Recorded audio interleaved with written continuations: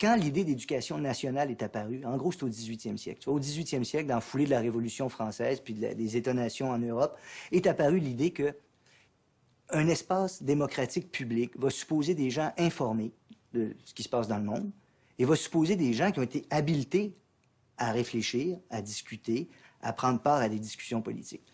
Il y avait deux institutions fondamentales pour assurer ça. Il y avait deux lieux là, par lesquels on va assurer que les gens soient capables de devenir, on employait le mot citoyen à l'époque pour désigner ça. C'était l'éducation, qui a donc comme fonction, pas la seule, mais une de ses fonctions importantes, c'est de former des citoyens, c'est de préparer des citoyens.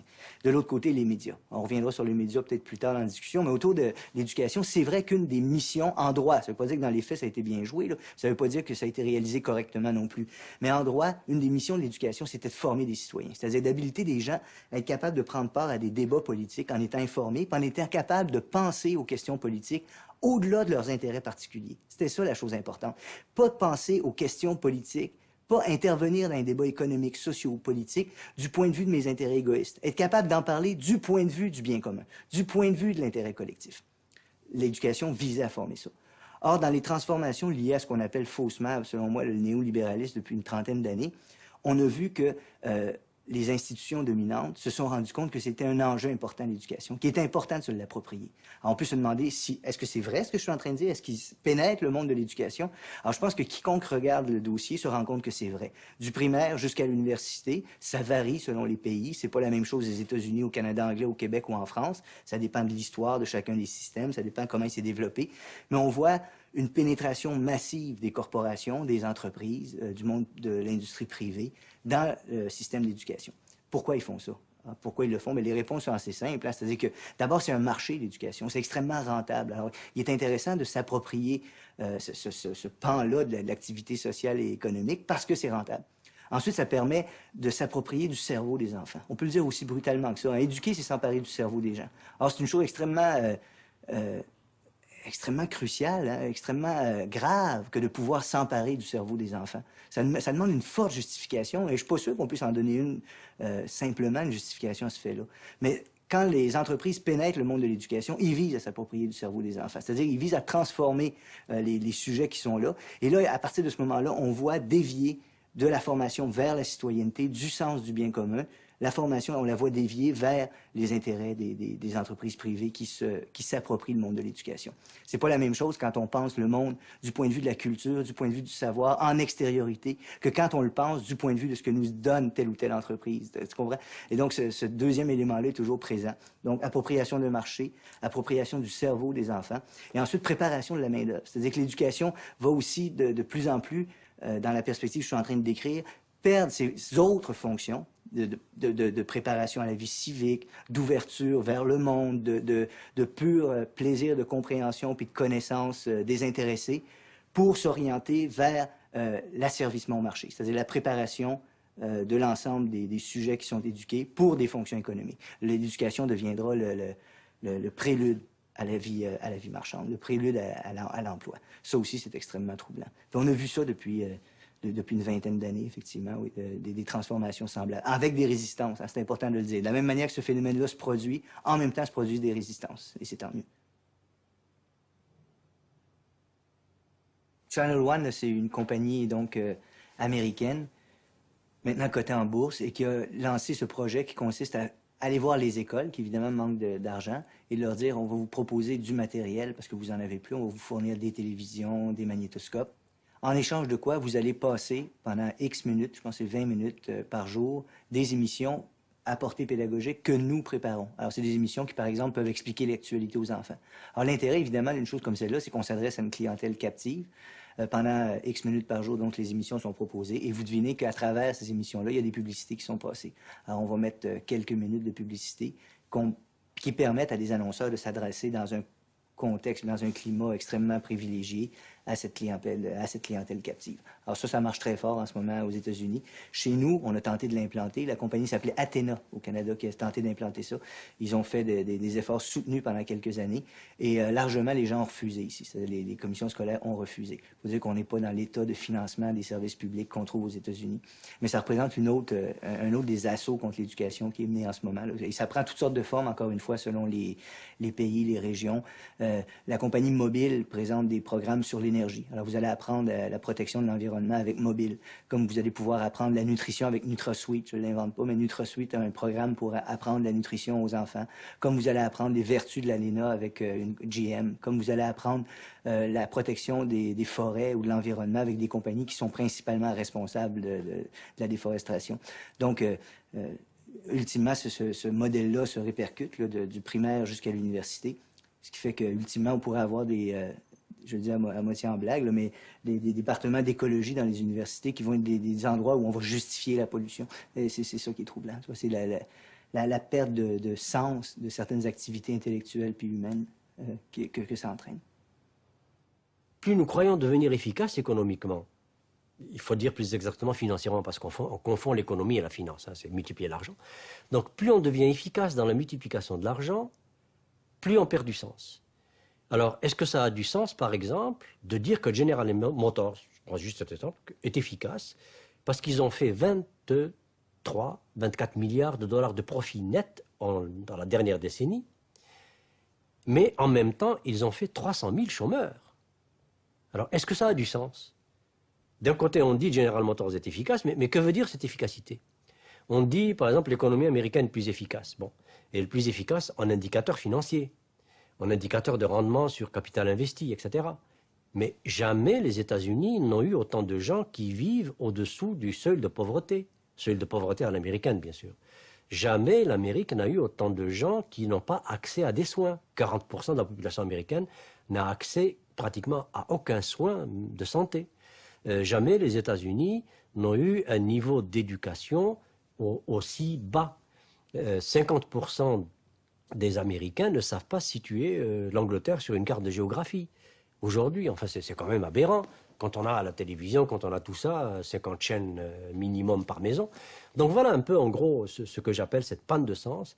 Nous devons être de plus en plus efficaces matériellement, économiquement, financièrement, mais écologiquement, socialement, politiquement, humainement, nous perdons de plus en plus de valeur et de qualité de vie. Voilà cette panne de sens. On ne sait pas en parler parce qu'il faut sortir complètement du discours économique dominant pour pouvoir commencer à mettre du sens. Autrement dit, il faut reformuler le problème depuis zéro. Or, le reformuler depuis zéro, il faut partir depuis Aristote.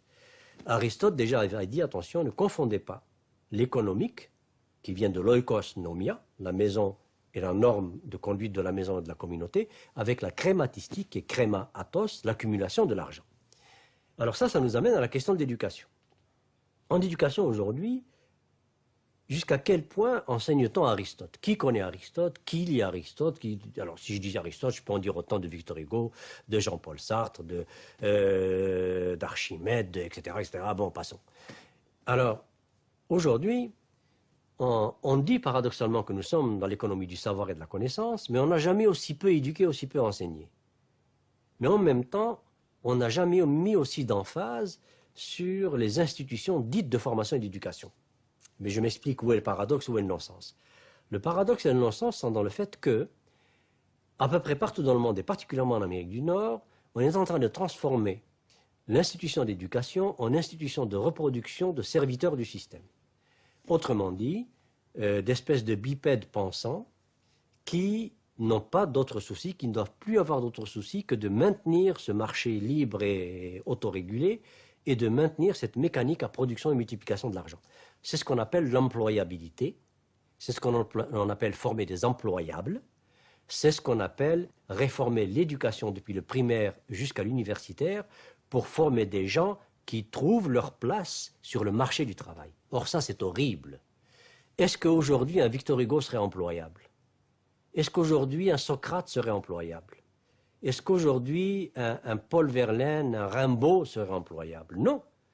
Donc il n'y en aurait pas. Mais que serait l'humanité sans Socrate, sans Aristote, sans Rimbaud, sans Verlaine, sans Victor Hugo? Que serait l'humanité sans ces gens-là? Nous serions des animaux. Alors aujourd'hui, sous prétexte que ce n'est pas employable, que le marché n'en veut pas, eh bien, on ne forme plus de poètes, on ne forme plus de gens de littérature, on ne forme plus de gens de mathématiques pures, on ne forme plus de gens de physique théorique, on ne forme que ce que l'industrie, l'entreprise financière veut pour alimenter la machine à multiplier l'argent. Alors, qu'est-ce que c'est ces employables? ce sont ceux que je vois moi-même dans les universités dans lesquelles j'enseigne, à travers le monde. C'est-à-dire qu'au niveau le plus élevé, deuxième, troisième cycle, maîtrise, doctorat, c'est ce que j'appelle les technocrates, c'est-à-dire des gens des technocrates analysants, qui sont formés à analyser des problèmes, problem solving, et on leur fait croire qu'ils sont intelligents parce qu'ils font du problem solving. Alors que l'intelligence, ce n'est pas le problem solving. L'intelligence, c'est la formulation des problèmes. Celui qui est intelligent, c'est celui qui formule le problème, qui le met en énoncé, qui le met en termes de liens et de combinaisons, qui appelle une question. C'est celui-là qui est intelligent. Celui qui se penche sur un problème déjà formulé pour trouver l'équation ou la formule qui donne la solution, ce n'est pas lui qui est intelligent. Or, c'est ça qu'on nous fait croire. Donc, des technocrates analysants, c'est des gens qui maîtrisent des techniques d'analyse et de calcul et qui confondent penser, réfléchir avec analyser et calculer. Et ils prennent des décisions sans état d'âme, du genre licencier 60 000 personnes en un jour, doubler son salaire de millions de salaires et dire « je souffre en plus ». Je prends des décisions difficiles. Mais ça, c'est des non-humains. Quelqu'un qui prend des décisions sans état d'âme et qui le dit, c'était quelqu'un qui est en train de dire « je ne suis pas un être humain ». Alors de quel droit le laissons-nous prendre des décisions qui touchent à des êtres humains? Puisque lui dit « je n'ai pas d'état d'âme, donc je n'ai pas d'âme, donc je ne suis pas un être humain ». Alors, voilà les technocrates que nous formons au haut niveau. Au niveau intermédiaire, c'est ce que j'appelle les techniciens producteurs. Ces techniciens producteurs, c'est des serviteurs de machines, des servants de machines, depuis l'ordinateur jusqu'à la machine numérique qui débite des pièces de plastique ou d'acier ou d'aluminium. Eh bien, ces gens-là sont là pour faire en sorte que cette mécanique automatisée de production ne tombe jamais en panne. Et tout ce qu'on leur demande comme connaissance, c'est la logique de la machine ou de la série de machines dont ils ont la garde. C'est tout. Et encore plus, on leur demande simplement d'être capables de comprendre ce que la machine demande. Alors ce n'est même plus eux qui dominent la machine ou qui ont une espèce de supériorité humaine, de supplément d'âme ou de connaissance ou de sens par rapport à la machine, c'est l'inverse. C'est la machine qui dit, si tu es assez intelligent, voilà où la puce qui cloche, voilà l'endroit où il faut changer la carte, voilà, etc. Et puis s'il n'est pas assez rapide pour faire ça, il n'est pas bon. Alors, et au niveau inférieur, qu'est-ce qu'on forme? Ben, on ne forme plus.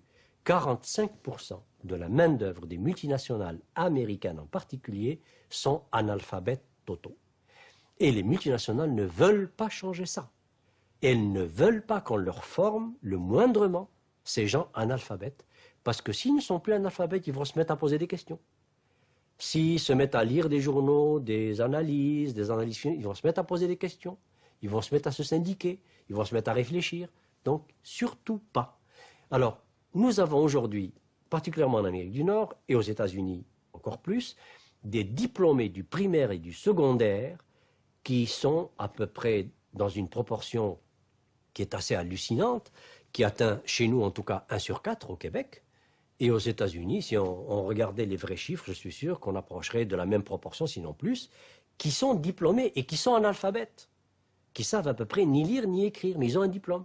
Et ce diplôme primaire ou même secondaire, ils l'ont obtenu par l'ancienneté, tout simplement par la présence et par l'âge. Et ça arrange le système.